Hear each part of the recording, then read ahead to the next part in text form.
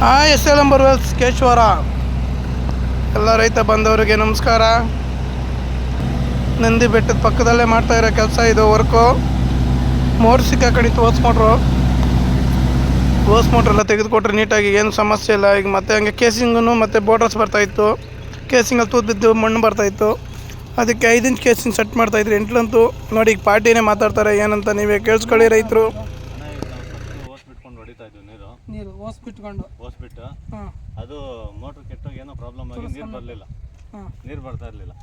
ನಾವು ಅಲ್ವಾ 340 ಅಡಿಗೆ ಇಟ್ಟಿದ್ವಿ. ಎತ್ತಿದ್ರೆ ಬರುತ್ತೆ ಅಂತ ಕೈಯಲ್ಲಿ ಎತ್ತು ನೋಡಿದ್ವಿ, ಬರಲಿಲ್ಲ.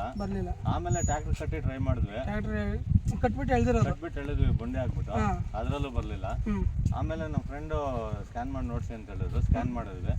ಸ್ಕ್ಯಾನ್ ಮಾಡಿದ್ರೆ ಬೋರ್ಡರ್ಸ್ 140 ಅಡಿಯಲ್ಲಿ ಕಚ್ಕೊಂಡಿತ್ತು. 140 ಅಡಿಯಿಂದ ನೀವು ಬಿಟ್ಟಿರೋದು 280 ಮೋಟರ್ ಬಿಡೋದು 150ಗೆ ನಿಮ್ಗೆ ಬೋರ್ಡರ್ಸ್ 140 ಟೋಟಲ್ ಡೀಪ್ ಇದೆ. 350 ಅಡಿ. ಅದಕ್ಕೆ ನಾನೇನ್ ಮಾಡ್ಕೊಂಡೆ, ಅದು ಬೋರ್ಡರ್ಸ್ ಕಚ್ಕೊಂಡೈತೆ, ಬರೀ ಏರ್ ಬಿಟ್ರೆ ಬಂದಿರುತ್ತೆ ಅಂತ ಹೇಳಿದ್ರು.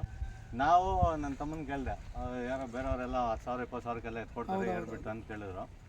ಅದು ನಾವೇನು ಅನ್ಕೊಂಡಿದ್ವಿ, ಎಲ್ಲ ಬೇರೆ ಬೋರ್ವೆಲ್ ಹಾಕಿದಾಗ ಏನೋ ಆಗಿ ಒಂದು ಕಲ್ಲು ಬಿದ್ದಿರ್ತೈತೆ ಅಷ್ಟೇ ಅನ್ಕೊಂಡ್ರೆ. ಆಮೇಲೆ ಕೆಲವರು ಇವರು ಬಾಬು ಅಂದ್ಬಿಟ್ಟು ನಮ್ಮ ಫ್ರೆಂಡ್ ಇವ್ರಿಗೆ ತೋರಿಸಿದ್ವಿ ಆ ವಿಡಿಯೋನ. ಇವರು ಆ ಥರ ಬಿದ್ದಿರೋಕ್ಕೆ ಚಾನ್ಸ್ ಇರಲ್ಲ, ಕೇಸಿಂಗ್ ಏನೋ ಓಪನ್ ಆಗಿರ್ಬೋದು. ಯಾಕೆಂದ್ರೆ ಒಂದಾದ್ರೆ ಇವಾಗ ನೀವು ಓಸ್ ಬಿಟ್ಟಿದ್ದೀರಾ, ಪಕ್ಕದಲ್ಲಿ ಗ್ಯಾಪ್ ಇದೆ, ಅದ್ರಲ್ಲಿ ಎತ್ಕೊಂಡ್ಬೋದು ಆರಾಮಾಗಿ ಅಂತ ಹೇಳಿದ್ರು. ನನಗೆ ಡೌಟ್, ಆ ಥರ ಆಗಿ ಯಾಕಾಗಿರುತ್ತೆ, ಇದು ಒಂದೇ ಹಿಡ್ಕೊಂಡಿರ್ಬೋದು ಅಂದ್ಕೊಂಡಿದ್ದೆ ನಾವು. ಆಮೇಲೆ ಅದನ್ನ ಸ್ವಲ್ಪ ಟ್ರೈ ಮಾಡಿ ನೋಡಿದ್ವಿ, ಆಗಲಿಲ್ಲ. ಆಮೇಲೆ ಇವರೇ ಹೇಳಿದ್ರು, ಬಾಬು ಅವರು SLM ಬೋರ್ವೆಲ್ಸ್ ಅವ್ರನ್ನ ಕರೆಸಿ ಒಂದ್ಸರಿ ತೋರಿಸಿ ಅವ್ರಿಗೆ ಅಂತ ಹೇಳಿದ್ರು. ನಾವು ಬೇರೆ ಯಾರನ್ನ ಕರೆದ್ವಿ, ಅವ್ರು ನಾವು ಬೇರೆ ಕೊಡ್ತೀವಿ, ಹಂಗೆ ತೆಗಿತೀವಿ ಅಂತ ಹೇಳಿದ್ರು. ಬರೀ ಮಾತುಗಳು ಅಷ್ಟೇನೆ, ಆ ಥರ ಯಾವ್ದ್ರಲ್ಲೂ ತೆಗಿಯೋಕ್ಕಾಗಲ್ಲ ಅಂತ ಇವ್ರು ನಮಗೆ ಎಕ್ಸ್ಪ್ಲೇನ್ ಮಾಡಿದ್ರು. ಏನಾಗಿರುತ್ತೆ, ಎಲ್ಲರಿಗೂ ಕ್ಲೋಸ್ ಆಗಿರ್ಬೋದು, ಏನೋ 5 ಅಡಿ 10 ಅಡಿ ಆದರೆ ಏನೋ ಮಾಡ್ಬೋದು. ಇವಾಗ ನಾವೇರು ಕೊಡ್ಬೋದು, ಅದು ಓಸ್ ಎಳ್ಳಿ ಮೋಟ್ರಲ್ಲೂ ಎಳ್ದು ಏನೋ ಸರ್ಕಸ್ ಮಾಡ್ಬೋದು. ನಿಮ್ಗೆ ಆ ಶಿಲ್ಟ್ ಯಾವ ಕೇಸಿಂಗ್ ತೂತ್ ಬಿದ್ದಿರ್ತೈತೋ, ಶಿಲ್ಟ್ ಎಲ್ಲ ಕವರ್ ಆಗಿಬಿಟ್ಟಿರ್ತೈತೆ. ನೀನು ಜಾಸ್ತಿ ಏನು ಇದು ಮಾಡೋಕೆ ಹೋದ್ರೆ ಕಟ್ ಆಗಿಬಿಡ್ತೈತೆ, ಪಂಪು ಮೋಟ್ರ್ ಎರಡೂ ಬರೋಲ್ಲ, ಓಲು ಕಲರ್ಸ್ ಆಗಿಬಿಡ್ತೈತೆ. SLM ಮಾಡಿದ್ದೀರ, ಚೆನ್ನಾಗಿ ಮಾಡಿಕೊಟ್ಟಿದ್ದೀರ. ನಮಗೆ ನಾವು ಎಷ್ಟು ಜನ ವಿಚಾರಿಸಿದೀವೋ ಅಷ್ಟರಲ್ಲೂ 99% ನೀವು ನಿಮ್ಮ ಬಿಟ್ಟರೆ ಯಾರು ಮಾತ್ರ ಮಾಡೋಕ್ಕೂ ಆಗಲ್ಲ.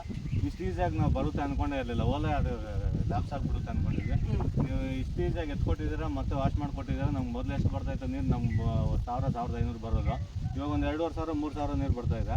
ಇಷ್ಟು ಮಾಡಿಕೊಟ್ಟಿದ್ದೀರ ಅಂದರೆ ನಿಜವಾಗ್ಲೂ ನಿಮ್ಗೆ ತುಂಬ ಥ್ಯಾಂಕ್ಸ್ ಹೇಳ್ತಾ ಇದ್ದೀವಿ. ಈ ಥರ ಕೆಲಸ ಯಾರು ಮಾಡ್ಕೊಡೋಕ್ಕಾಗಲ್ಲ, ಅಷ್ಟು ಕ್ಲೀನಾಗಿದ್ದೀರಿ ನೀವು. ನೀವು ರೈತರಿಗೆ ಹೇಳೋದಂದ್ರೆ ನಮ್ಮ ಕೆಲಸದ ಬಗ್ಗೆ ಏನು ಹೇಳ್ತೀರಿ ನೋಡಿ, ನೀವೆಲ್ಲ ಯಾರ್ಯಾರು ಏರ್ ಕಂಪ್ರೆಸರು ಬೆಂಗಳೂರಲ್ಲಿ ಅವರು ಏರ್ ಕೊಡೋರು ಇವರು ಎಲ್ಲರೂ ಸಿಗ್ಬೋದು. ಬಟ್ ಈ ಥರ ನಾವು ಒಂದು ದಿನ ಅಲ್ಲ, ವಾರ ಆಗಲಿ 10 ದಿನ ಆಗಲಿ ನಮ್ಮ ಪ್ರಾಬ್ಲಮ್ ಕ್ಲಿಯರ್ ಆಗೋವರೆಗೂ ಇಲ್ಲೇ ಇರ್ತಾರೆ. ನಮ್ಮ ಕಣ್ಣು ಮುಂದೆ 50 ಸರಿ ಆಗಲಿ ಸ್ಕ್ಯಾನಿಂಗ್ ಮಾಡಿ ತೋರಿಸ್ತಾರೆ, ಎಲ್ಲಿ ಏನು ಪ್ರಾಬ್ಲಮ್ ಇದೆ, ಎಲ್ಲಿ ಕೇಸಿಂಗ್ ತೂತ್ ಬಿದ್ದೈತೆ. ಮತ್ತು ನಮ್ಮದು ಕೇಸಿಂಗ್ ಮಾತ್ರನೇ ಅಲ್ಲ, 140ರಲ್ಲಿ ಕಲ್ಲೂ ಓಪನ್ ಆಗಿಬಿಟ್ಟು ಬೋರ್ಡರ್ಸ್ ಅದರಲ್ಲೂ ಬರ್ತಾಯಿತ್ತು. ಇವಾಗ ನಮ್ಮ ಟೋಟಲ್ ಫಸ್ಟ್ ಇದ್ದಿದ್ದು ಕೇಸಿಂಗು 130.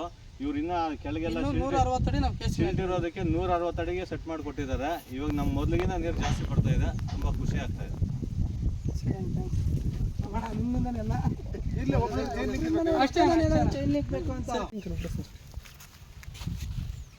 ನೋಡಿ, 30 ಅಡಿ ಇರಬೇಕು ಅಷ್ಟೇ, ಇರಬೇಕು.